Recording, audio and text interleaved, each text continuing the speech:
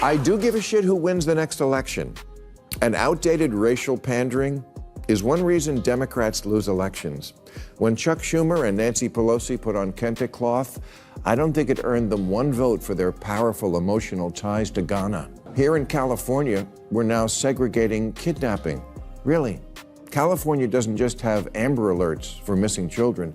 We have Ebony Alerts for black children and Feather Alerts for Native American kids. What is that? We look for them by listening on the ground? People keep saying wokeness is dead, but that's far from the truth. Just because a few embarrassing TikToks and failed corporate campaigns flopped doesn't mean the ideology disappeared. It's still here, just not roaring as loudly as before. And if there's one person who refuses to let the last sparks of this nonsense go unnoticed, it's Bill Maher. Whether you love him or hate him, he has become an unlikely hero of the political center, and even for parts of the right, simply by torching the absurdities coming from his own side. That says more about how far the left has fallen than it does about Maher himself. Democrats, with their obsession over identity politics, pandering theatrics, and woke experiments, are sabotaging themselves.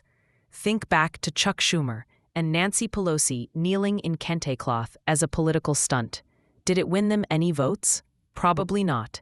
Instead, it made millions of Americans roll their eyes and wonder if politics had been reduced to nothing more than costumes. I do give a shit who wins the next election. And outdated racial pandering is one reason Democrats lose elections. When Chuck Schumer and Nancy Pelosi put on kente cloth, I don't think it earned them one vote for their powerful emotional ties to Ghana. And it's not just empty gestures like that.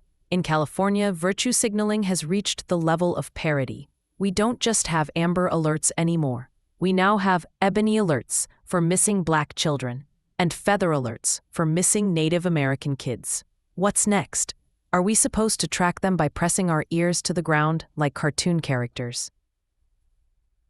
Here in California, we're now segregating kidnapping.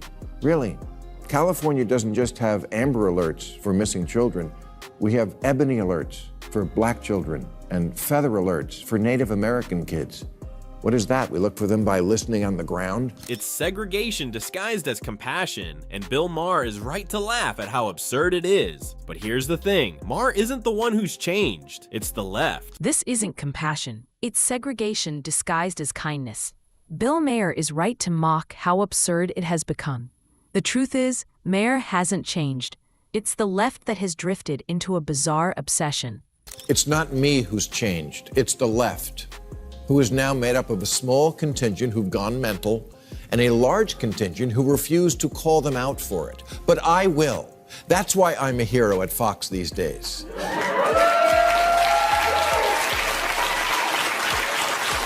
Which shows just how much liberals have their head up their ass, because if they really thought about it, they would have made me a hero. The Democratic Party was once the party of Franklin Roosevelt and John F. Kennedy, leaders who stood for unity, strength, and unapologetic American identity. Today, it has become a party consumed by hashtags, language policing, and even turning children's toys into political statements. Remember when Mr. Potato Head couldn't even be called Mr. without someone crying oppression? That's where we are now. Members of Congress tweeting things like cancel rent, cancel mortgage, and no more policing or incarceration, declaring that capitalism is slavery, canceling Lincoln and Dr. Seuss, teaching children they're oppressors and math is racist, making Mr. Potato Head gender neutral, and now an emoji for pregnant men. Real, I'm not making it up. This isn't progress, it's parody, and ordinary Americans see it. They notice when leaders spend more time debating pronouns, emojis, and imaginary oppression instead of dealing with the economy, border security, or the rising cost of groceries. They notice when activists rant about capitalism being slavery, while simultaneously enjoying the latest iPhone. They notice that the party which once inspired the world under JFK now looks like the party of LOL and WTF. It's not my fault that the party of FDR and JFK is turning into the party of LOL and WTF. Because of this, Democrats are losing voters, especially among the very groups they think they're pandering to. The Financial Times even reported that Democrats are bleeding support from people of color faster than from any other demographic. Why? Because modern America is less divided by race than the left wants to admit.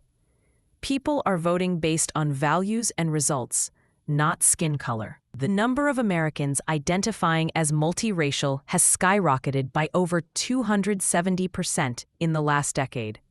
1 in 5 newlyweds today is in an interracial marriage, and approval of interracial unions is nearly universal. Look, even if you like identity politics, this kind of thing is antiquated. From 2010 to 2020, the number of people identifying as multiracial in America went up 276%. 1 in 5 newlyweds now are in an interracial marriage, and that number goes up to 100% in ads for Subaru.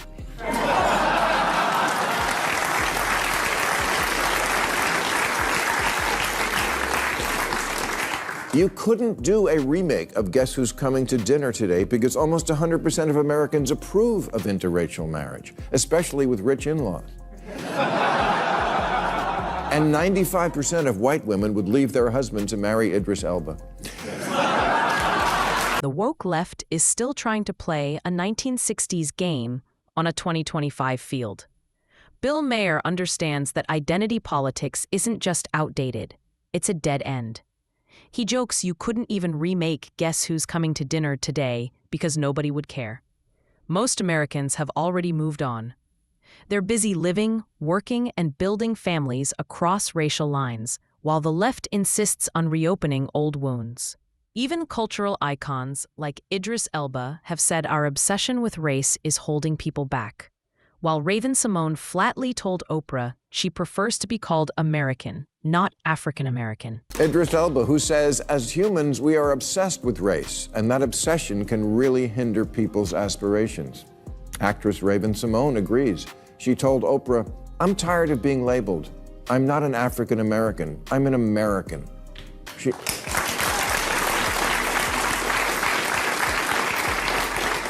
says, I don't know what country in Africa I'm from. My roots are in Louisiana. And you don't have to agree with that, but it's a point of view a lot of people have. It should be respected. Morgan Freeman says the way to finish off racism is stop talking about it.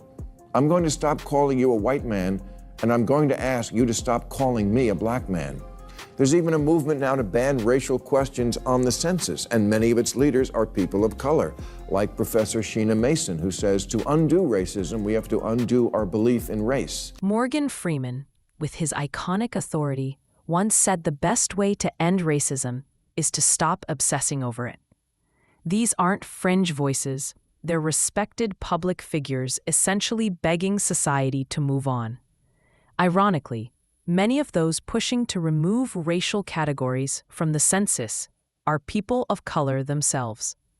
Yet the left doesn't listen, they double down. That's how we get pregnant man emojis, the cancellation of Dr. Seuss, and the redefinition of womanhood to the point where people are told men can get pregnant, breastfeed, and compete in women's sports. This isn't equality or compassion. It's ideological madness, gaslighting an entire nation. And when you point out the absurdity, you're instantly branded a bigot. But how many Americans, Democrats included, actually believe men can have babies? Very few. The problem is that the loudest activists dictate the narrative while politicians cave. Today's Democrats should move on from identity politics. It's not working.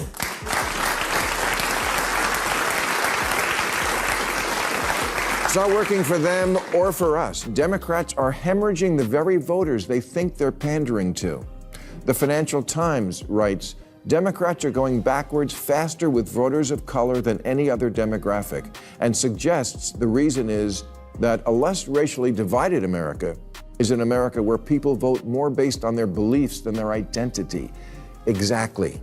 Far-left liberals are living in an old paradigm. Americans don't fit into neat little boxes anymore. Who has the #1 country song right now? Beyoncé. And here's the irony. identity politics isn't even winning culturally anymore. Beyoncé now has the #1 country song in America. Lil Nas X, a black and gay artist, won a country music award. One of the biggest stars in country today is Jelly Roll, a face-tattooed ex-con turned rapper turned country singer. Lil Nas X won a country music award, and he's black and gay.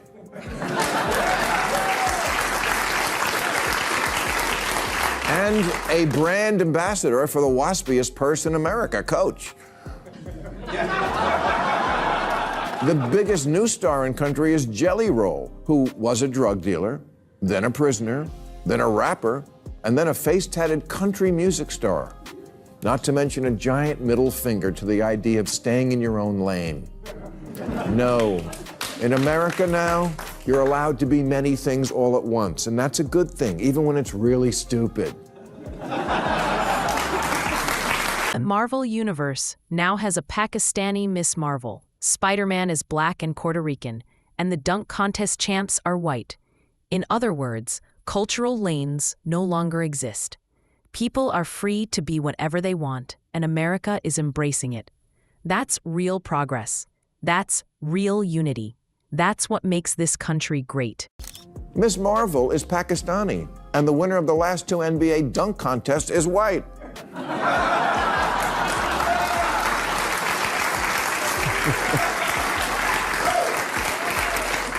The new Captain America is black, and Spider-Man is black and Puerto Rican, just like AI George Washington. But instead of celebrating unity, Democrats keep clinging to division. Instead of adapting to a changing America, they recycle old talking points like fossils desperate to stay relevant. Donald Trump, for all his flaws, understood this better than most. He didn't run on identity politics. He ran on issues. He spoke to voters as citizens, not as demographic boxes. That's a big reason he shocked the world in 2016. Americans wanted solutions, not lectures. But Democrats refused to learn. They doubled down, convinced hashtags and slogans will save them. They won't. America is evolving, and if politics doesn't evolve with it, the Democratic Party could soon find itself irrelevant. They're sloppy, complicated, and contradictory. 2/3 of Republican voters support weed legalization. And 41% of Democrats own or live with someone who owns a gun. Latinos make up half of the Border Patrol. And the name of the coolest black dude on the planet is Lenny Kravitz. Because here's the truth. America isn't perfect, but it's free, messy, and complicated. 2/3 of Republicans support marijuana legalization. 40% of Democrats own guns. Half of the Border Patrol is Latino. Lenny Kravitz, one of the coolest black artists alive, is rocking American stages. That's America. Imperfect, but united in freedom, not divided into categories. And that's why the left's obsession with identity politics is political suicide. It doesn't reflect reality, it doesn't resonate with voters, and it only fuels their opponents. If Democrats want to survive, they need to evolve, ditch the pandering, abandon the hashtags, and focus on unity, freedom, and real solutions. Otherwise, their future isn't shaky, it's over.